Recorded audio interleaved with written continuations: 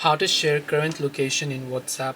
Hey everyone, welcome back to the channel. In this video I'm going to guide you on how you can share the current location in WhatsApp, so make sure to watch the video till the end.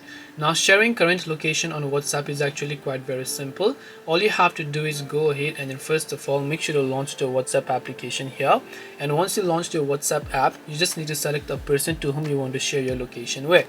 After you do that, right at the bottom you'll find a little pin icon, so tap on that pin icon, and here one of the options you'll find there is called location. So tap on location and just make sure to tap on continue to enable the location of your device.